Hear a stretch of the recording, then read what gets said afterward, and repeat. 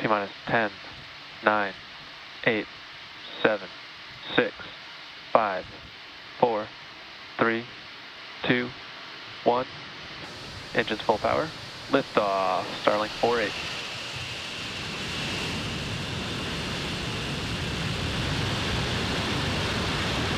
Vehicle switching downrange. M1D chamber pressure is nominal.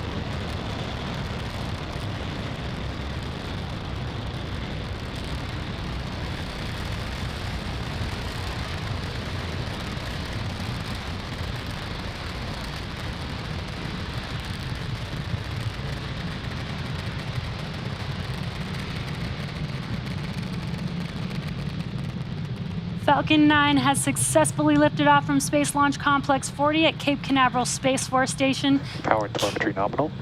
carrying our stack of 46 Starlink satellites to low Earth orbit.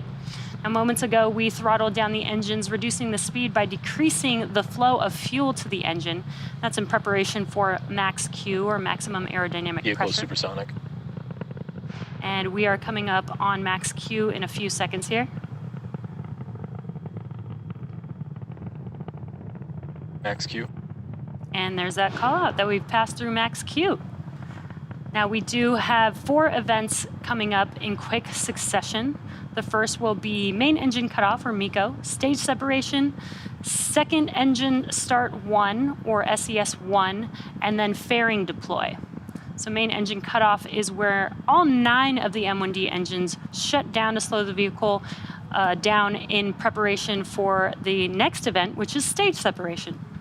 And that is where the first stage separates from the second stage. Right after stage separation, the first stage will start making its way back to Earth for landing. And while we are able to land the first stage, both on land and at sea on our drone ship, today we will attempt to recover the first stage on today's mission on our drone ship, a shortfall of gravitas. Now, while this is happening, stage 2 will continue on its journey with the third event, which is SES 1, or second stage engine start 1. That's where the MVAC engine lights up and propels the second stage along with the Starlink satellites to orbit. And just a few seconds after that, we'll have fairing deploy. MECO.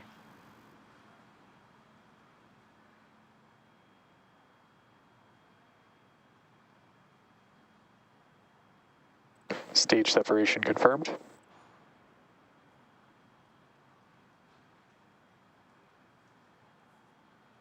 MVAC ignition.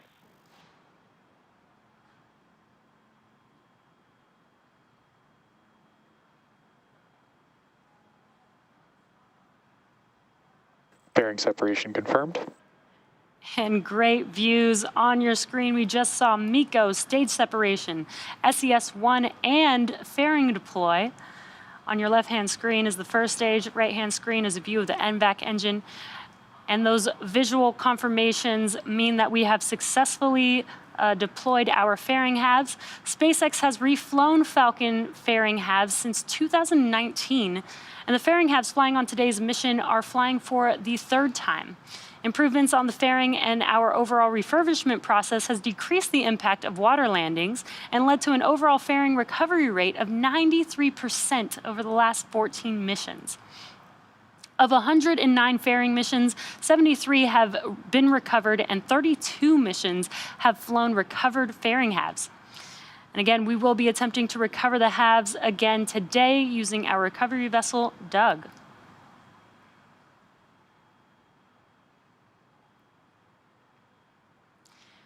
And some great views here as stage 2 heads towards its targeted drop-off orbit. Stage 1 will complete 2 burns in order to make its way back to Earth. The first is the entry burn, where 3 of those 9 M1D engines will reignite. That helps to slow the stage down as it re-enters back into the upper parts of the Earth's atmosphere. Acquisition signal, Bermuda.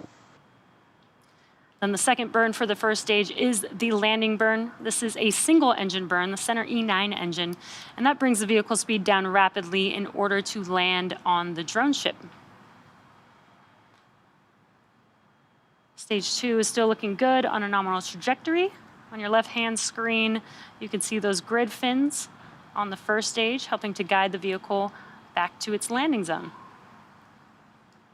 Now, if you're just now joining us, we've had a successful liftoff of Falcon 9 from Cape Canaveral Space Force Station, Slick 40 today.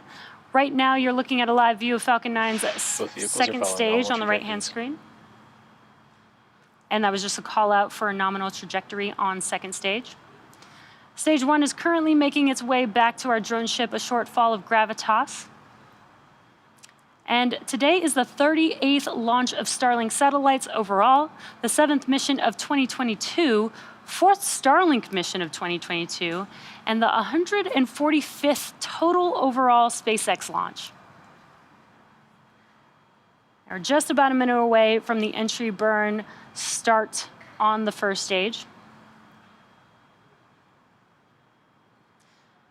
And the Merlin engines on the first stage are optimized for sea level. These achieve 190,000 pounds of thrust during ascent.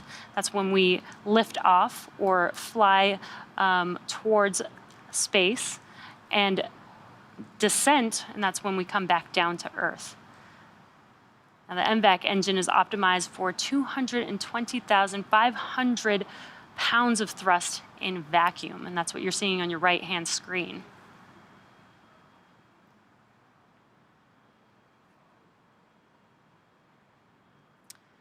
You can see those grid fins on your left-hand screen on the first stage. Falcon 9 is equipped with 4 hypersonic grid fins positioned near the top of the first stage. And stage 1 is using nothing but the grid fins for steering as it makes its way, as it makes its return back to Earth. That is until we light the center E9 engine. Then we can gimbal the engine to help guide the stage as it lands. Again, we're coming up on that entry burn here in a few seconds. Stage 1 FTS has safed. Stage 1 entry burn startup. We heard the call out, and you can visually see that Stage 2 FTS has safed. You can visually see that the entry burn has begun on the first stage. Stage 2 continues to follow nominal trajectory. Great call outs on stage 2. Entry burn. Stage 1 entry burn shut down. There it is. It's just a 20-second burn, and as you can see and heard, the entry burn has concluded. Next up will be the landing burn, and that'll be the final burn for the first stage as it returns back to Earth. Now, for those of you who follow along, you'll know that the soot on the rocket indicates it's been flown before. The rocket-grade kerosene, RP1, used to fuel a Falcon 9 is carbon-based, so when it burns, it generates that soot. And as you just saw with the entry burn, the Falcon 9 vehicle flies through its plume, and that's how it generates the soot onto the vehicle. We are just about 20 seconds or so away from that landing burn beginning on the first stage, and as we touch down, we will also have SECO 1, or second stage engine cutoff 1, on second stage. So we should hear some call-outs for that as we are landing on a shortfall of gravitas today. Stage 1 landing burn.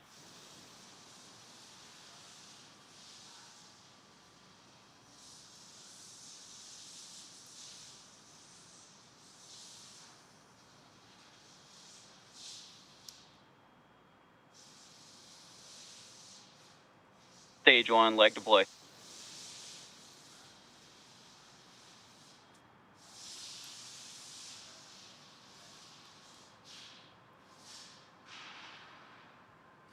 Stage 1 landing confirmed. SECO 1. And great news, we heard that Falcon 9 has landed, touchdown on a shortfall of gravitas. We also heard, there it is on your screen, incredible view of the vehicle standing tall. Orbit insertion. And we also had SECO 1 as well as that call out right there. Let us know that we had a good orbit. Great news overall. We are now awaiting the deployment of our 46 Starlink satellites, which is scheduled to occur about an hour from now. Now, as I mentioned before, we won't have live audio or visual confirmation of payload deployment due to lack of ground station coverage. We will regain signal with our ground station at T plus 1 hour and 19 minutes. So for those of you who are interested, we will keep the audio-only countdown nets up on our YouTube channel, and we'll confirm successful payload deployment on our social channels.